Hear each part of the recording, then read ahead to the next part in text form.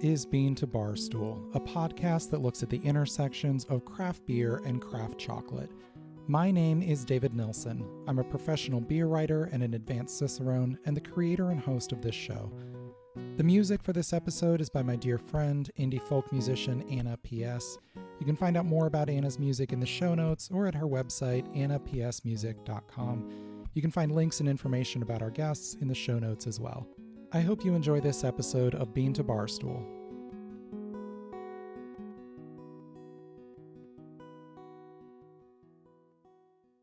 In today's episode, we're talking with AJ Wentworth, the founder and chocolate maker for The Chocolate Conspiracy, a bean-to-bar chocolate company in Salt Lake City, Utah.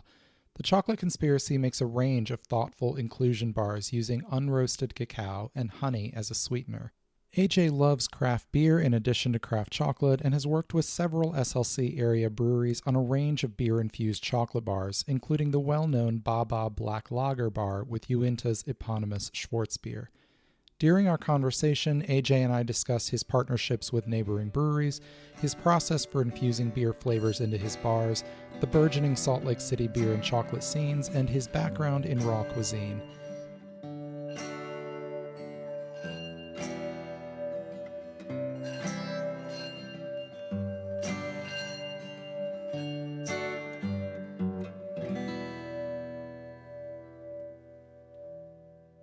I've only been to Utah once, 25 years ago, when I was a teenager. My family and I drove across the country to visit family in Arizona and spent several days near Zion Canyon in Utah.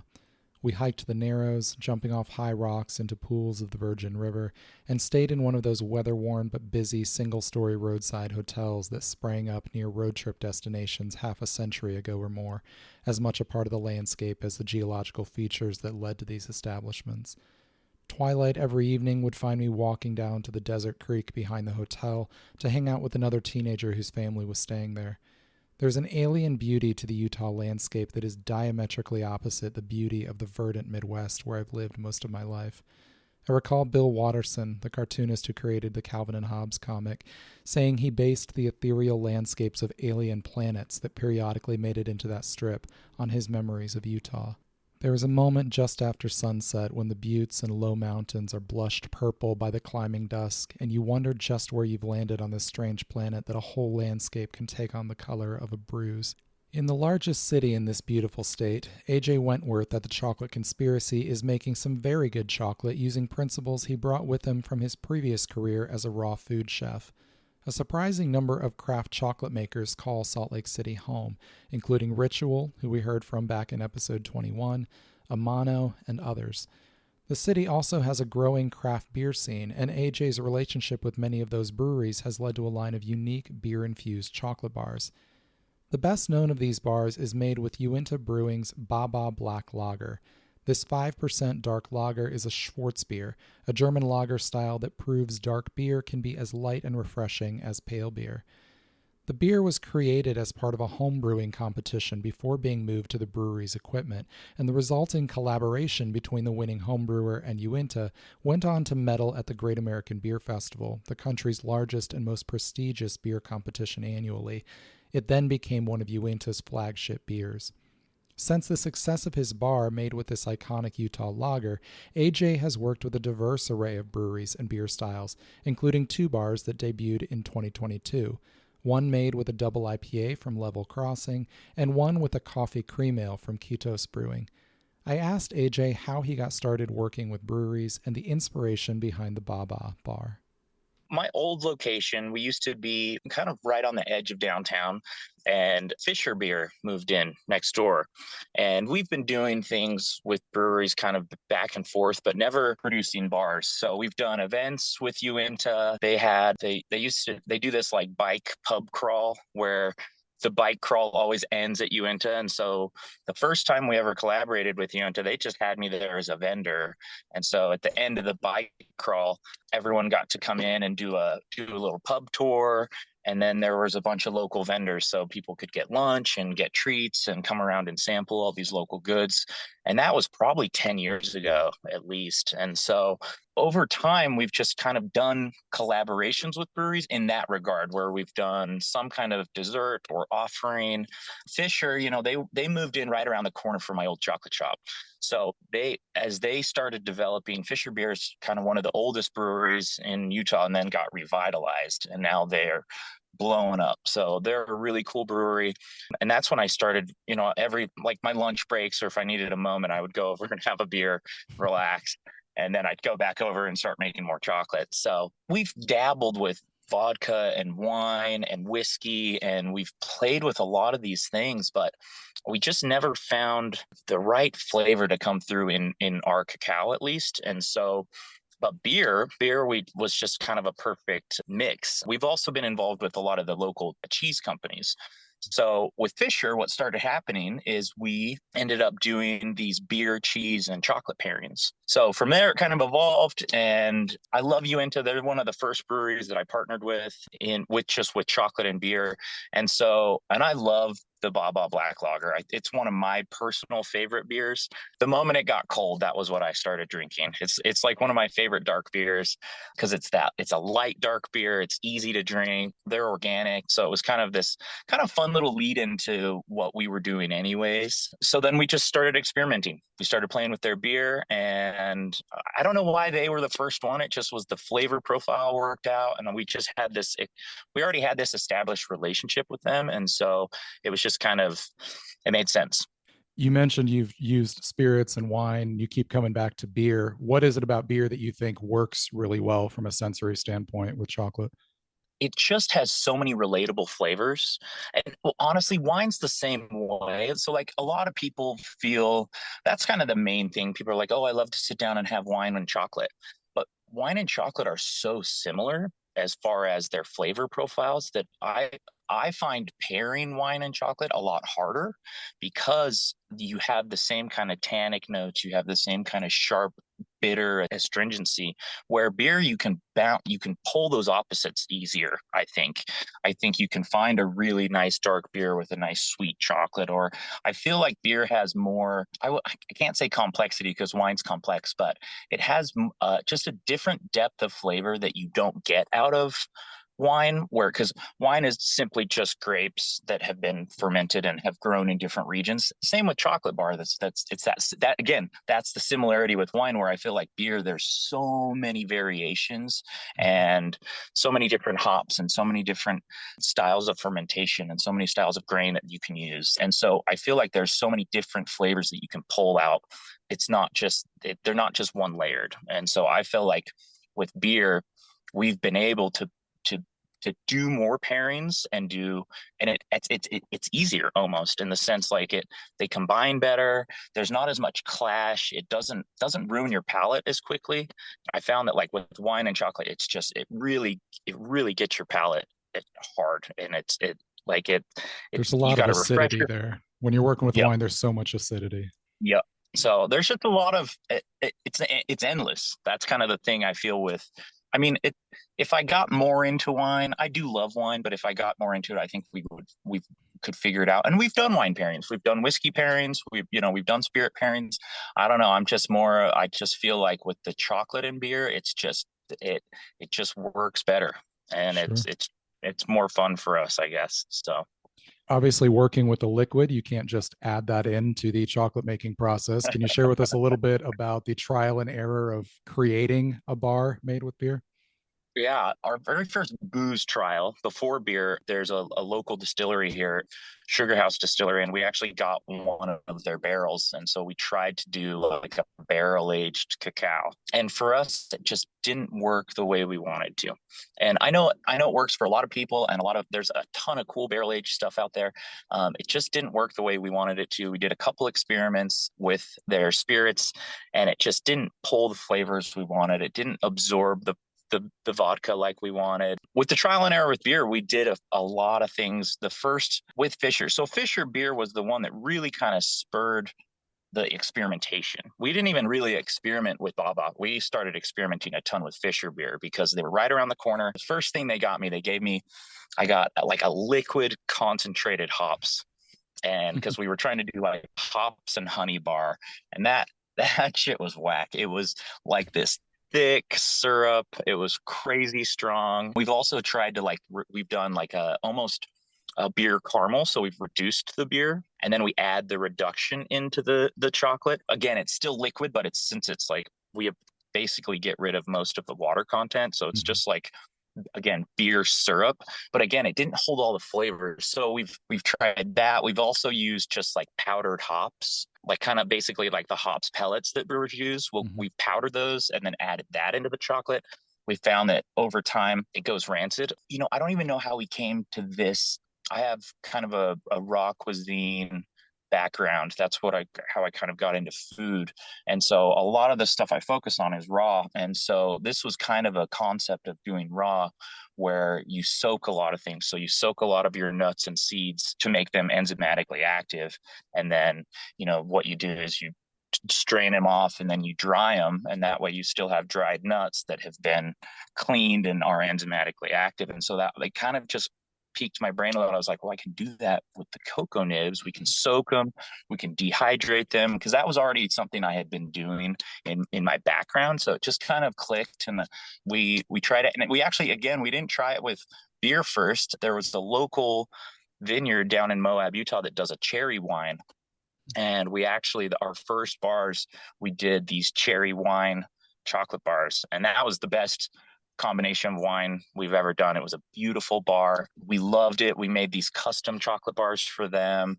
It was super cool. And then like a year later, the owner sold the vineyard.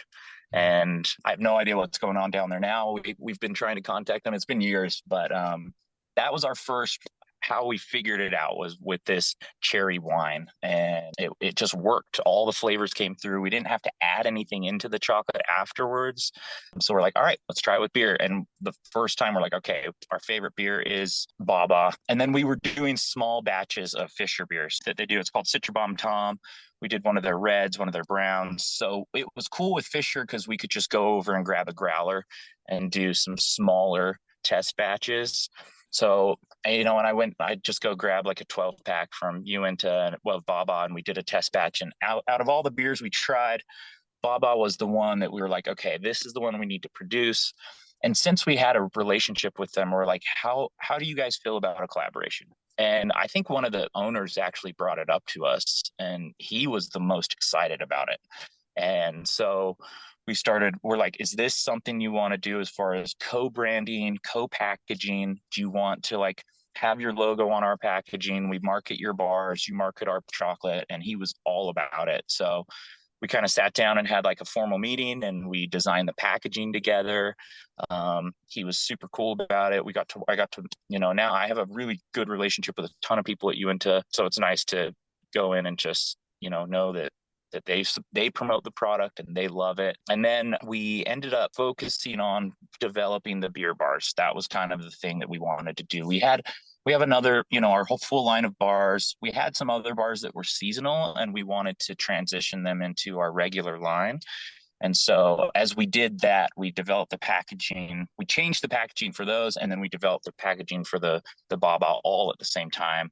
And it kind of all worked together. And we did the same with the Sol Rex and the coffee cream. They all kind of just happened at the same time. We actually got a local grant from Harmon's. It's a grocery store here in Salt Lake City. They're a great grocery store. So we applied for the grant, and the focus of the grant for us was to develop the beer bars. And Harmon's was the first one to pick up black lager all over. So they have 18 stores, and it launched in all 18 stores. It launched in Uinta's brewery. We did a big event with them. We did like a Valentine's Day beer, cheese, and chocolate event. Again, we partnered with Beehive Cheese here in Utah. And so we did this fun event and got to launch the bar. Now it's just a staple. Now it's here, and it's not going anywhere. And so it's one of my favorite beer bars that we produce right now. You mentioned the Sol Rex and the coffee cream ale. Those were ones that came out recently. Tell me a little bit about the breweries you worked with and the beers that went into that. We'll be right back. Hey everyone, Final Gravity Issue 5 is now available in the shop on beantobarstool.com. This 5th issue of our zine telling personal, human-centered stories from the world of beer is full of great articles. Bono Segudu tells the story of the South African beer style Umkombothi, poignantly explaining its role in her culture and the importance in her family's celebrations and milestones. Maria Krugliak writes about discovering the Portuguese half pint after moving to Portugal during the COVID-19 pandemic. Amanda Bruns and Obakeng Malope discuss the water spirit Mamuhaswa and the collaboration beer they brewed in her honor. These and numerous other stories fill the 56 pages of this zine. We've expanded it and added a few features for this issue. It's full color, full of lots of beautiful photography and art. Definitely check this out. It's on beantobarstool.com/shop. You can purchase this issue or subscribe, and you can always support us on Patreon and get extra perks as well. Cheers.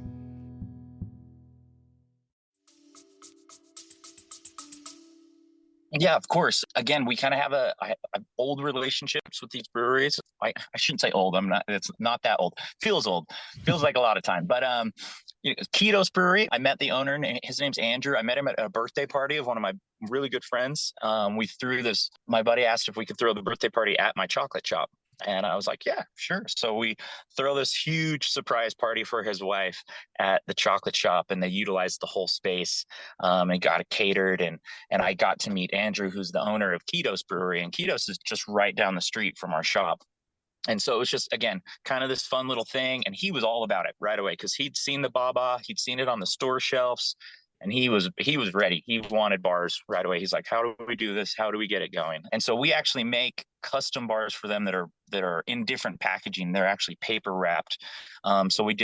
We've been doing a full line of bars for them for about 2 years. So we do a blonde ale. They call it Big Gay Ale. It's their pride beer they make every year. So it's a blonde ale with hibiscus or blackberries, depending on what they can get for the season. And then proceeds go to the Pride Center here in Utah. So that's a fun little beer. And the packaging's super bright and rainbowy. And when you pour the beer out, because of the hibiscus, it's pink.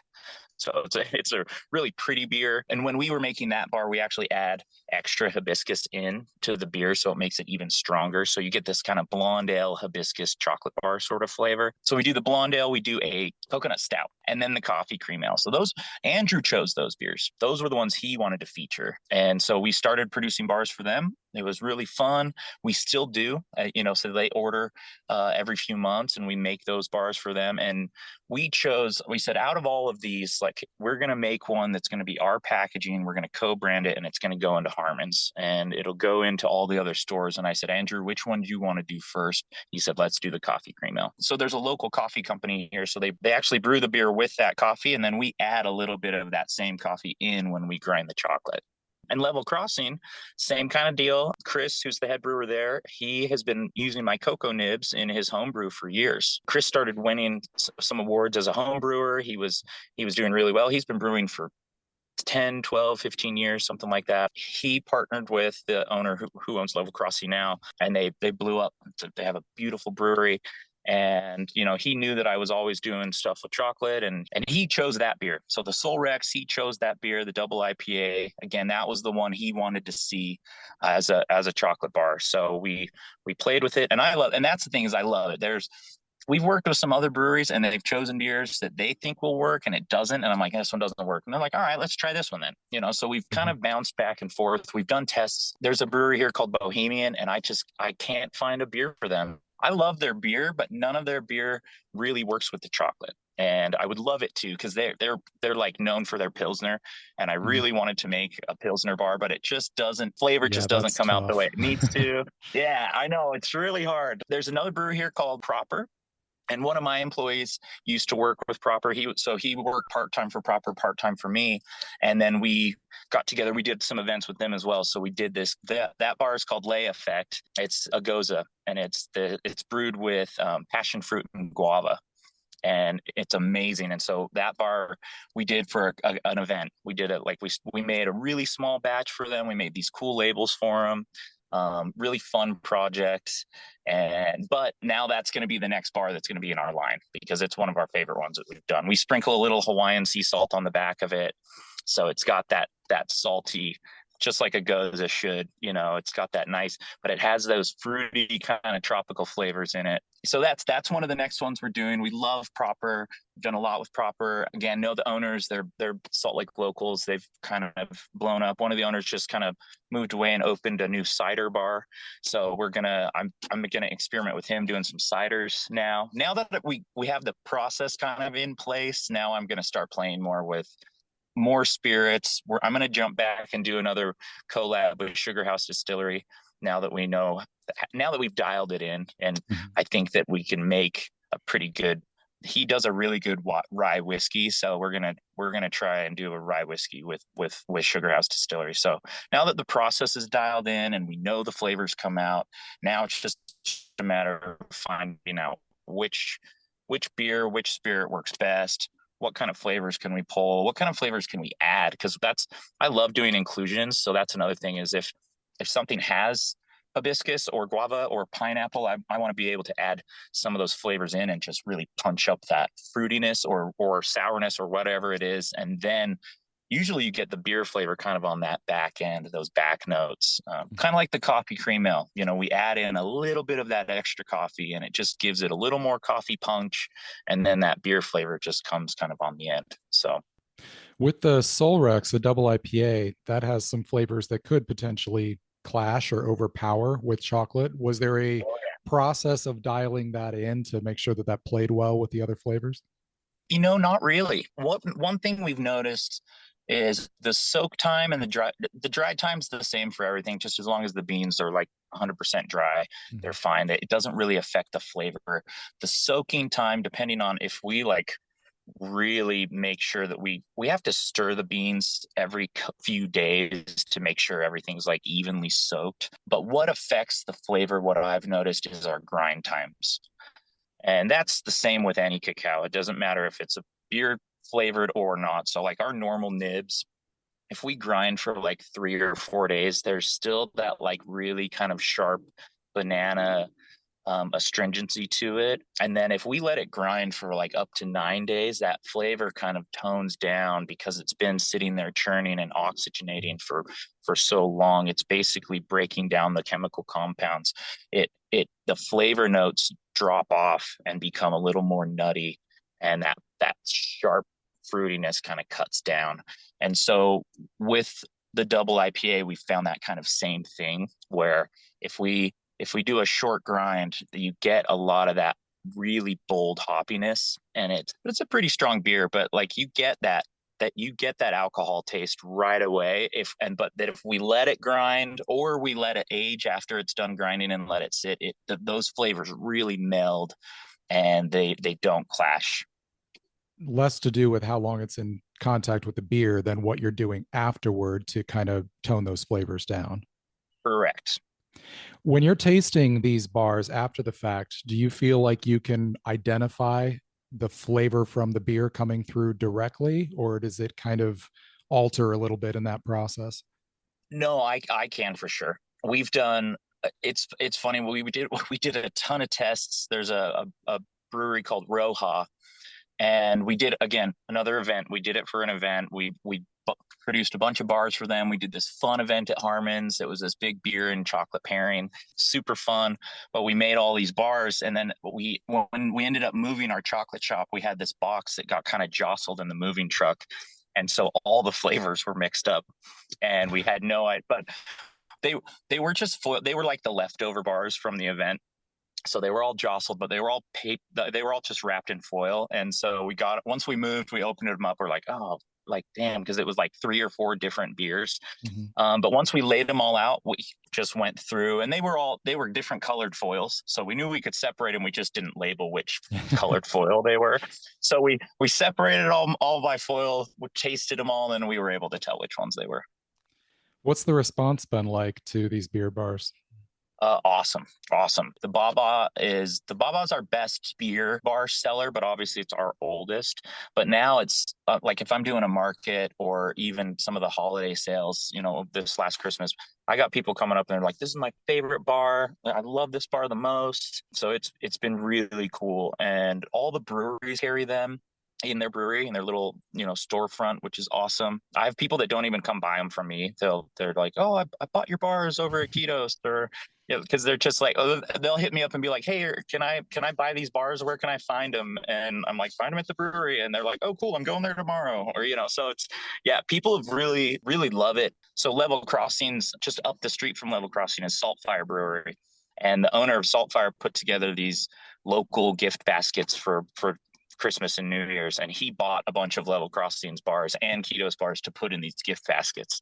And so it's cool to see. They're like 3 blocks apart, on the same street. So I love, that's what I love about kind of the chocolate community here in Utah and the beer community here in Utah. Everyone supports each other. Everyone gets along. Everyone loves to try everyone's creations. And, it was fun. It was fun that like the owner down the street from Level Crossing bought a bunch of Level Crossings chocolate bars to put in a gift basket.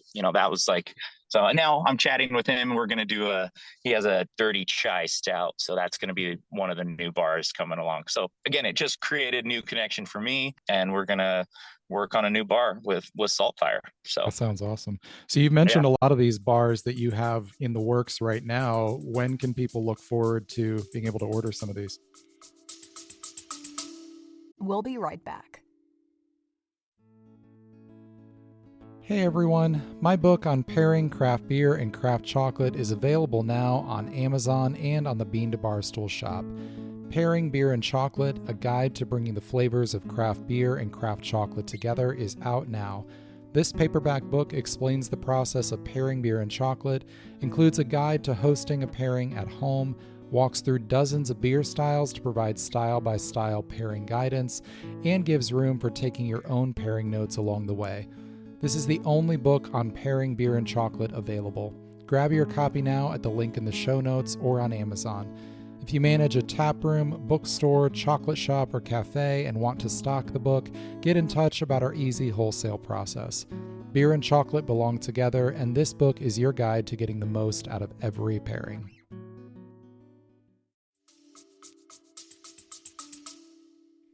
So we have a ton of them developed and ready to go. We just need to get the packaging done for them. So we're hoping this spring. It's funny, launching a bar in the spring is always hard because then people don't buy chocolate in the summer. So it's always a hard thing to do. That's what happened with the double IPA and the coffee cream, is we launched them in spring, but it's just cash flow for us, depending on how we can get the packaging done and then, get them out of the doors and make sure we do proper promotion. We just opened our new facility, and so we've kind of sank a ton of money into this new space and getting the new shop up and running. So we're up and running. We're ready to go. We're stoked. We made it for the holidays. We've been running for the last couple months, which was just, we had our fingers crossed all, like end of summer. Hopefully we'd get it done before holidays, but we opened and the shop's functional and running. So now we're just kind of going to get back on focusing on new product and bars. So I'm hoping we can launch 2 more this spring. That's the plan. So we're going to try and then aim for 2 more in the fall. But it's always hard to launch new product and kind of get it out there and get the traction for it going. But we might do just some small test batches and have them available and kind of just do a promotion on our website instead of trying to get them into the grocery stores. But so we'll see. So fingers crossed, like spring, before it gets too warm. And if that doesn't happen, then it'll be like we'll start getting everything done in like August, and then they'll be ready for next season. So from what you've been saying and from what I've been looking at a little bit recently, it sounds like Salt Lake City has a pretty underrated beer scene. They got some fantastic breweries out there, it sounds like. Yeah. It's been blowing up just for the last, I don't know, 5-7 years, something like that. Like in the beginning, like it was Uinta Brewery, Wasatch, and Squatters. Mm-hmm. That's it. Those 3 brewers, and then like Red Rock, and like that was it. And now there's like 17 new breweries in the last 5 years.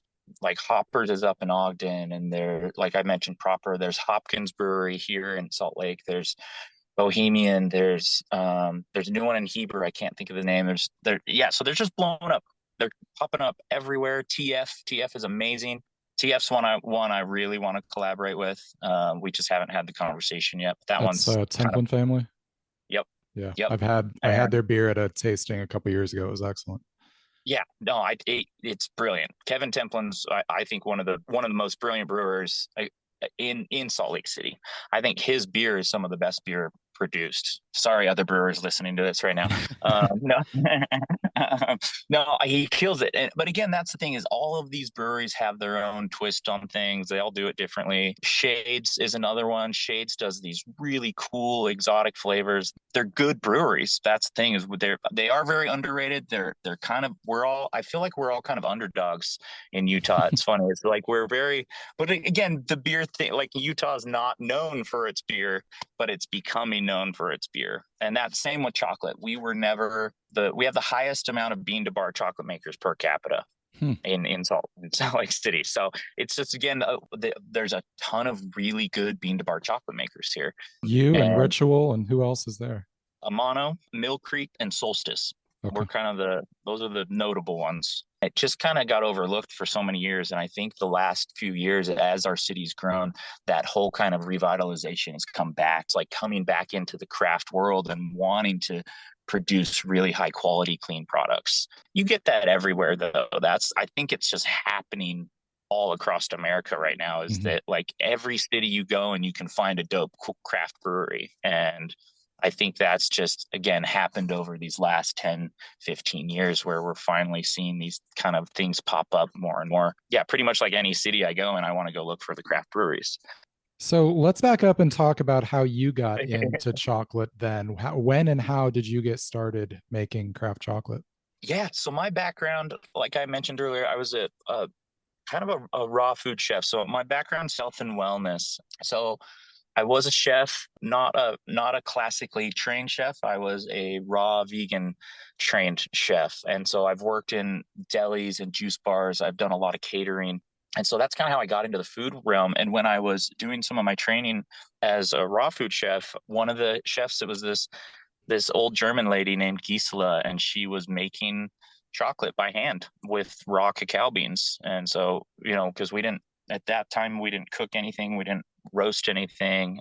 We would prepare everything using a dehydrator if we wanted to heat it, or just raw veggies and nuts and seeds and seaweeds and fruits and plants. And so she introduced me to the raw cocoa bean, and it was the first time I'd ever seen it. And so I didn't get introduced to cacao from the fine chocolate perspective of like being on a farm and showing like, hey, this is raw cacao. I saw it from this like weird, very small lens of like, this is a superfood.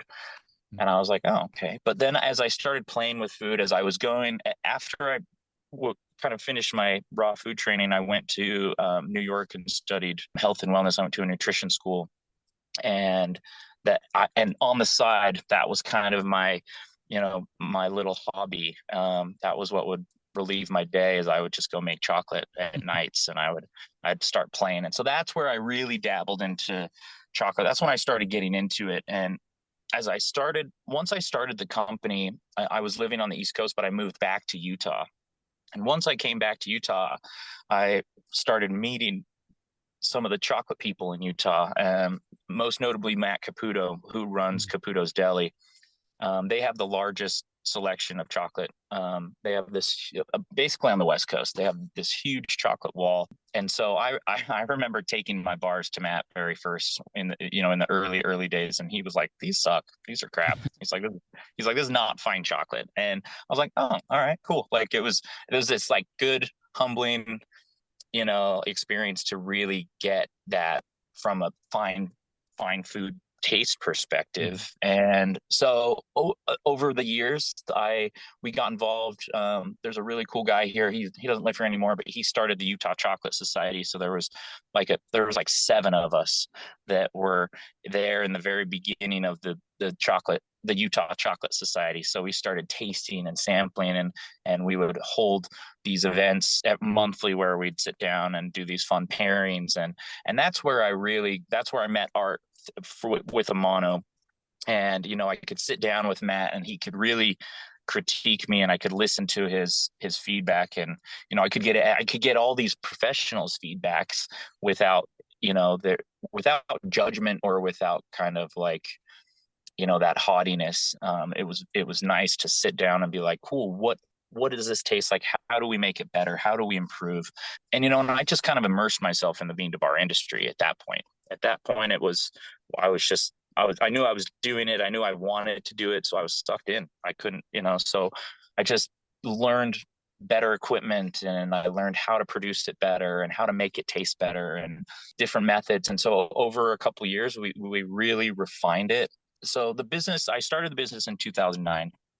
And I'd say by like 2013 was finally when we dialed it in, we figured it out, and we were making better chocolate. And that's, I feel like, when the company really started growing.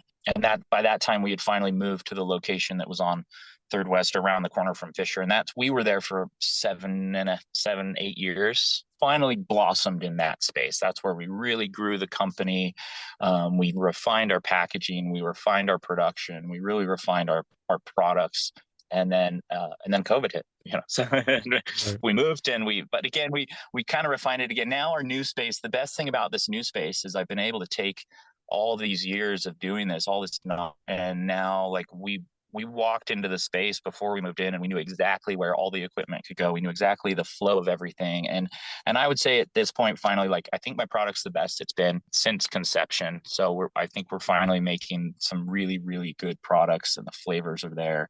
And we have kind of a cult following as far as the fine chocolate world goes, because we are different than a lot of fine chocolates. But yeah, that's kind of how I got rolling. So you have this background with raw ingredients. Are you using raw cacao, or are you roasting? Yes. Nope. We're using raw cacao. So there is, and that's it's always funny calling it raw. You'll have people, because it's not technically raw, but it is the most raw you can get when it comes to cacao beans. Sure. So people listening who are like, man, naysaying. I get it. There's fermentation. There is heat involved. Yes. So there's this natural enzymatic process during the fermentation that does heat up the cacao beans. To this point, most of the general consensus in the fine chocolate world is we just call it unroasted cacao. Okay. I still call it raw because that's what it's been for me. That's my background. Like, unroasted and raw are pretty much the same thing to me. Like, you get a raw cashew from the grocery store. They use steam to get the nut out of the shell, so they still had to use heat, but they didn't roast it, so they call it raw. So it's still unroasted. So I don't know. So there's a weird. There's a lot of controversy about it out there, but I just kind of avoid a lot of that chat because I just don't care anymore. So yeah, we call it raw. Our cacao beans, we source from a farming co-op in north central Peru, and it's really cool. All the farmers actually own and operate their own farms, so they grow and harvest the cacao themselves, but they don't do any of the processing. So they grow and harvest the cacao and then take it to a central processing facility where it's fermented. It is then dried and then cleaned and winnowed. And they do sell whole beans. They sell cacao nibs. So you can get different versions of the beans along the way. What they do for us, and a lot of people that ask when it comes to raw, is like, what about E. coli? What about bacteria? Essentially what the roast does is it kills a lot of that bacteria. It develops flavor. The roast serves for a few different purposes. Our beans actually go through a UV light treatment to help kill off any type of bacteria. So even though our beans are raw, they are clean. They're some of the cleanest beans that we get. We just buy the cocoa nibs. So they're actually processed on the farm, and they actually have another bean that they do that is lightly roasted, and you can tell the difference between the ones that we buy and the ones that they slightly roast on the farm. So they're some of the most raw nibs I've found without any kind of light roast. Most places that you go and you buy a raw cacao bean, typically it's been lightly roasted because on the farm, it's easier for them to process them that way. And in the interest of transparency, are you able to share the name of who you're getting your beans from in Peru? It's so since it's a collection of farmers, the co-op, it's called like Agriflora, I think is what it's called. And I don't remember the co-op's name. I'd have to look it up, but we source from Mother Jungle Herbs. So we're sourcing from Mother Jungle. but they are the ones sourcing from the co-op. And Yep. obviously you're checking out what they're paying for the beans and all of that to make sure everybody's taken care of along the way there. Yep. Yeah, they give us a full transparency report every time. We also get a COA, the certificate of analysis, on every lot that we get in. Again, there's no pesticides used. The farmers are getting paid above fair trade wages. It's really good. It's a really cool company. Everything's certified organic, certified fair trade, and certified kosher. And you're using exclusively honey as a sweetener, right? Correct. That was, again, how I wanted when I started producing chocolate. And I really wanted to make a chocolate without using refined sugar. So the whole origination of the company was to do a raw cacao with raw honey, because at that time and in place, no one was doing it. And everyone I talked to basically said it was impossible. So my little like I don't know what I just have this brain where I'm like, are you sure it's impossible? Like, I think it can be done, And so, and it is really hard. There's only like 2 other companies in the US that uses honey, and they're not very big, but they're doing pretty well. But it's basically the hardest way to make chocolate. Basically, doing raw cacao and raw honey is basically it's the hardest way to do it, and we decided to do it. And we pulled it off. Again, like I said, it took me years, but for me, raw honey, I wanted to produce a chocolate that didn't have any soy, it didn't have any refined sugar, it didn't have any dairy. And again, that was just kind of from my own background. And I'm not against sugar, I'm not against dairy. I love me some chocolate. I love fine chocolate. I love me milk chocolate, depending on where it comes from, And so it was just something that was kind of what we wanted to do.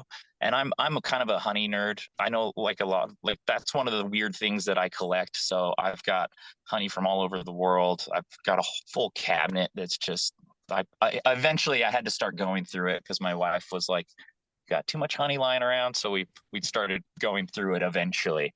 But, people collect hot sauces, people collect wine, people collect, I was kind of a honey nerd, and I've kept bees. I really love the idea of supporting our pollinators. And it was just a way, again, with chocolate, you can't really put any local products in it unless you're from Hawaii or you're in South America. Like here in Utah, there's not a lot we can do when it comes to adding in local products unless you're really getting into a lot of the stone fruits that are growing here and getting kind of exotic. And one of our farmers is producing a really good chipotle pepper.